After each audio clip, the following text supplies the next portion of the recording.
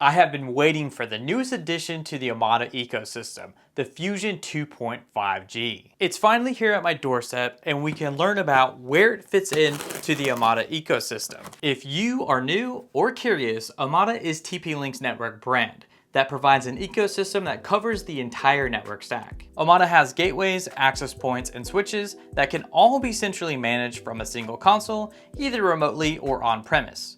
Omada can already be found across 170 countries around the world, and the new heart of this ecosystem is the Omada Fusion 2.5G, which combines the gateway and controller functions into a single device for easy centralized management. Omada says this is for small and growing businesses, retailers, network installers, system integrators, and other professionals, to include home lab enthusiasts and content creators who need enterprise infrastructure at home for the performance, reliability, or for professional development. Included in the box is the Omada gateway itself. We have our quick installation guide.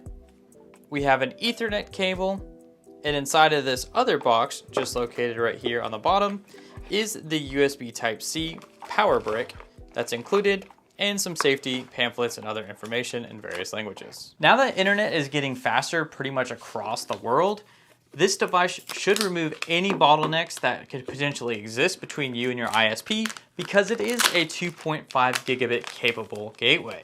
Not only does it provide a lot of network bandwidth, but it does sport a quad-core CPU that will be very helpful and instrumental if you plan on using the IDS and IPS feature that is built into the device. On the rear of the device is where you will power it with USB Type-C.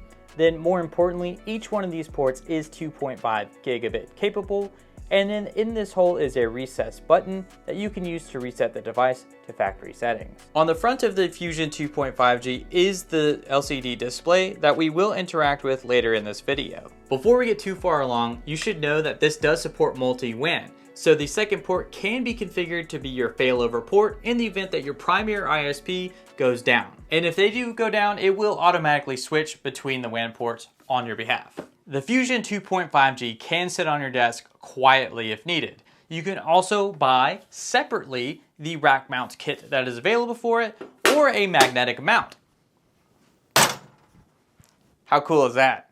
At this point, I think we're ready for the initial setup. I just need to plug in my Ethernet cable that goes back to my modem and then plug in power, and we are off to the races. The Fusion is booted up and it's already broadcasting on Bluetooth, so I'm recording this live, and this will be the first time I'm setting this up, so we'll be doing this live together. Now, it immediately showed up on my iPad, so I'm just gonna go ahead and hit setup. And it looks like it is connecting, and so far everything seems to be working. It's pulled an IP address from my ISP, looks good. Let's go ahead and hit next. And it's looking for a server. It looks like it's gonna do a speed test almost right off the bat, without us doing anything. It's good to see that we're getting just over 2.1 gigabit per second. Good ping, good test. All right, 2.28 on our upload speed, that's pretty good. Let's go ahead and hit next. And this is blurred out, so I will be binding this to my account. At this point, it looks like we can go ahead and give it a name, but I'm gonna leave it as default, or accept the terms in use. Everything looks good. So I guess we'll add some devices later because we're currently not set up on a network, and it's gonna apply some settings. And I assume after this, it'll probably ask for an update, but we'll see what happens. I don't know what to expect because again, it's the first time I've ever done it. All right, there we go. It looks like it's set up. This is the dashboard. And we could run another speed test, it looks like, from here. If we wanted to, let's just run another speed test for fun. Let's go ahead and do retest and rerun. There we go. Now let's see what we get. Looks like AT&T is slowing us down a little bit. We should be getting closer to 2.5 gigabit per second, but 2.1 is still pretty good nonetheless. And 2.3. So I think this device can clearly do 2.5 gig internet. I've connected directly to the Fusion 2.5G because Omada claims that when you enable IDS and IPS, you don't have to actually sacrifice your speeds to the network. So what we're going to do is actually enable that very quickly, and we're going to say that we want to detect and protect, so we have IPS mode enabled, and we're also going to enable some of these other functions as well, and we're going to change this to medium just for fun. We'll hit confirm, and we'll hit apply. So in theory, we should still be able to see speeds of around 2.1 gigabit per second from this device. So let's see how true that is. And it looks like that's very true. Even with IDS and IPS enabled, we're still getting above 1 point some odd gigabit per second for our download. And then our upload is now at 2.44 and stabilizing, it looks like. So even with that enabled, we're still seeing some very good speeds. With the Fusion now initially set up, we can see the LCD and see a few different things. This is the default screen. I haven't changed it or modified in any way. This is just how it is when it's mostly idle. So it tells us the date as well as the time, which is in military time, which is pretty cool. And then we can see some of the current activity. There's 0 alerts, and there's 2 clients currently connected directly to the Fusion. So I believe if we swipe, we can see the total throughput, which is pretty neat. And we swipe again, and then we can see which ports are actually plugged in. The 2 that are gray are non-active, and the 2, I believe that is green, I'm colorblind, are active. Clicking on these reveals no data at all. Swiping again. Currently see we don't have any other additional switches or EAPs connected to this device. And if we swipe one more time, we can see that we have 2 clients, no Wi-Fi, they're all directly connected via Ethernet. And then we also get some data about the computer that's called the truncator, and then my M4 Mini, and shows you which one's using how much data. Very cool. And on speaking of data, we can see that we have so far had a total traffic of 34.1 gigabytes. And then we can see applications that are also using the most data on the network. This is actually pretty cool for top applications. And then of course we get network health, and this score will change real time depending on the number of devices connected and their health status, like usually needing updates and such. So if we hit the home button, we get the icons for each one of the screens we've already gone through. Whoa, this one's actually different than before. This is showing our WAN, and then we can also see some more download data. I don't know what it says Google there. Let's click on home again. No Wi-Fi is currently set up. We can go to settings. Let's swipe through here. Ah, there we go. Now we can see the system monitor, which is showing us our current CPU utilization, memory, and temperature. And I like that they show us in Celsius and freedom units, so very cool. Swipe again. We can adjust the brightness of the display. That's very cool. Nearly off and 100% brightness. We'll change that to about 50. Actually, let's change that to about 60. I'm not sure how well you guys can see that. Cool. Let's swipe again. Oh, nope. 60. Okay, let's hit home and try settings again. Swipe, swipe, swipe. There we go. You can see our total uptime is currently sitting at 35 minutes. This is a really cool clock. I really like that. And then we can see our current version of our controller, which is 1.0.20. And then some information about our IP and MAC. We could reboot it from here, and we're back at home. Now let's click on alerts, and we currently have no alerts. Let's see. All right, we've been through all of these options. There's nothing new here. Just wanted to double check real quick. Okay, so we went back to WAN because I didn't realize you could swipe here. So we could perform a speed test on WAN 1. We can see our current internet activity. And we've already seen this. Let's go back. Swipe on Wi-Fi and nothing. All right. While we're here, we can also perform a speed test. So let's go ahead and do that. I'm going to select on WAN 1. It's going to load, and let's see what kind of speeds we get now.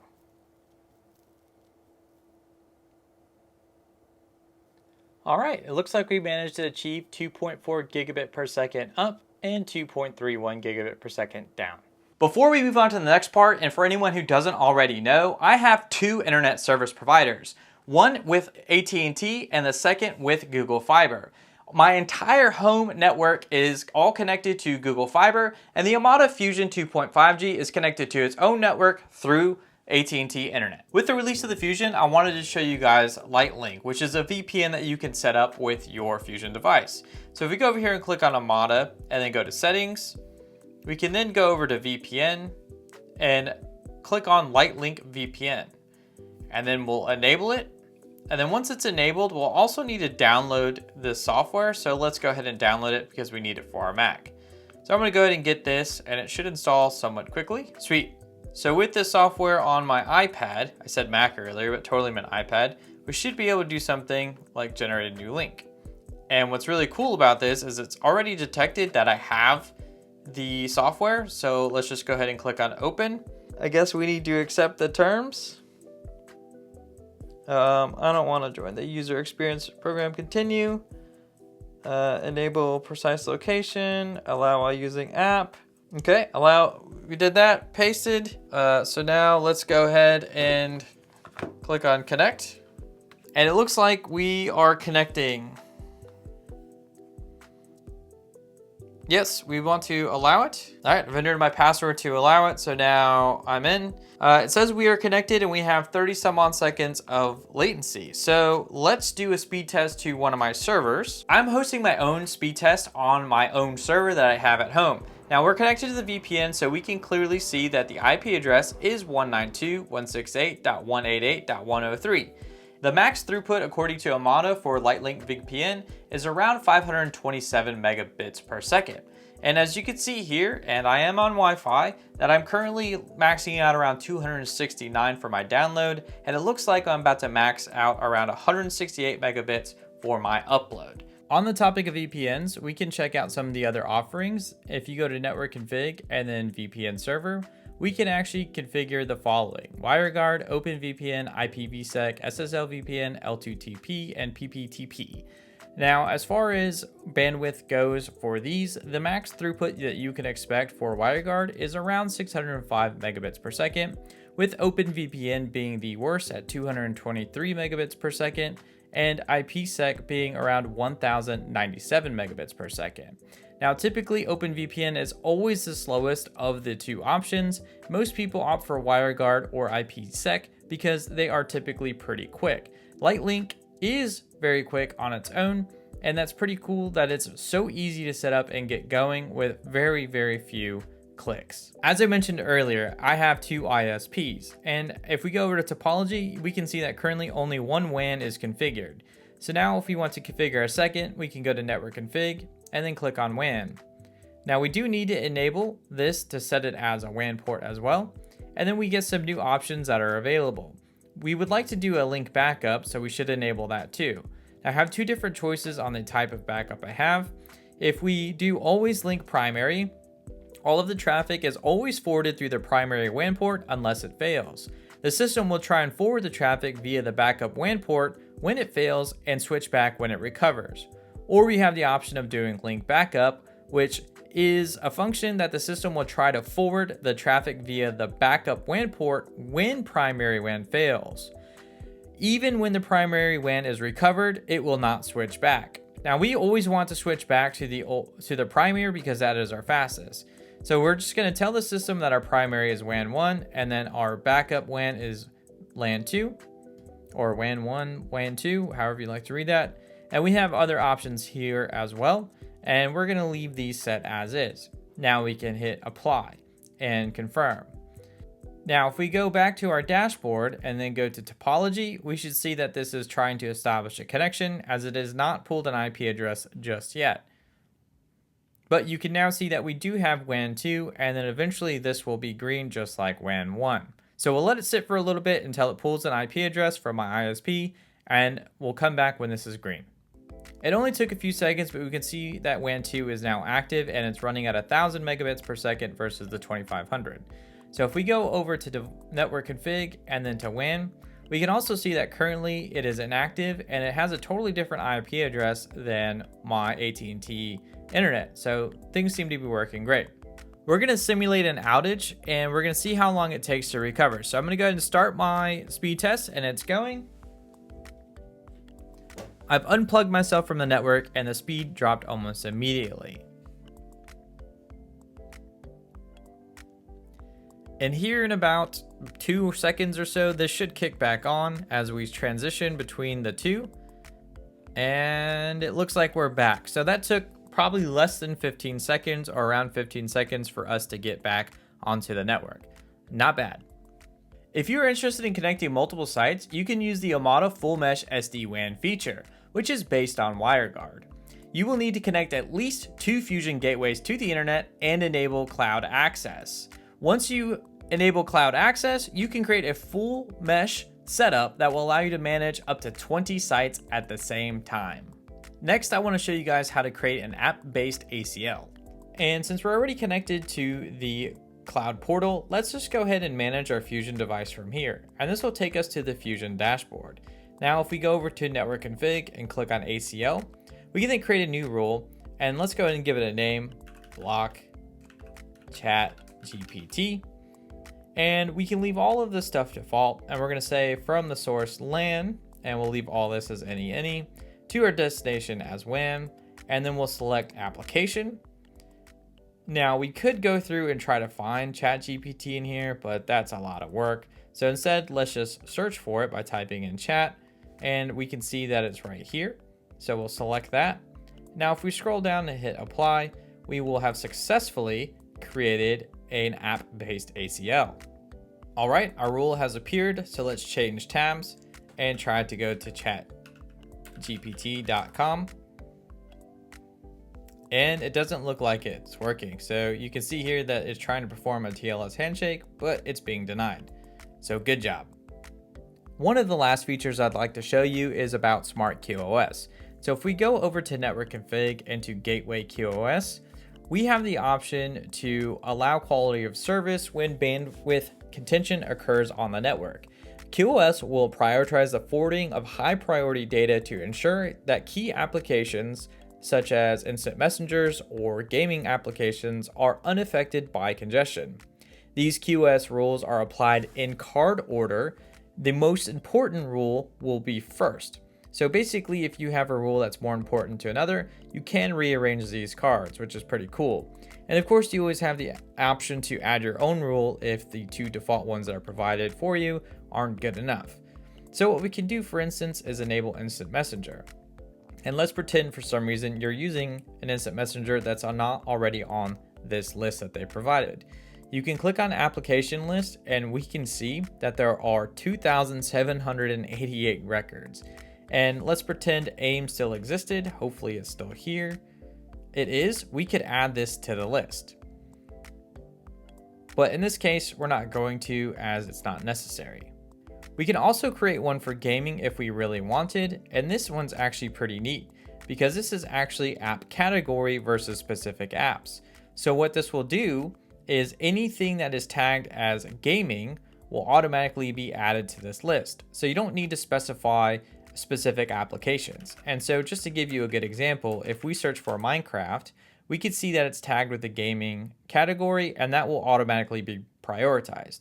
And then we could search for a couple other games as well and see that they will also have the gaming tag or category, and therefore they will be prioritized. So let's go back and we could set these two to be our priorities by, or our highest priority by moving the cards around. So very cool out of the box. And of course you can create your own rules if you needed to. I'm really curious to know what you guys think about the Omada Fusion Gateway. So be sure to drop some comments below explaining your thoughts and opinions. And of course, that was my introduction to the Omada Fusion Gateway. I hope you've enjoyed this video. Thank you, Omada, for sponsoring this video and providing the gateway as well. And of course, I want to thank each and every one of you for watching, because without you, videos like this would just not be possible. Peace.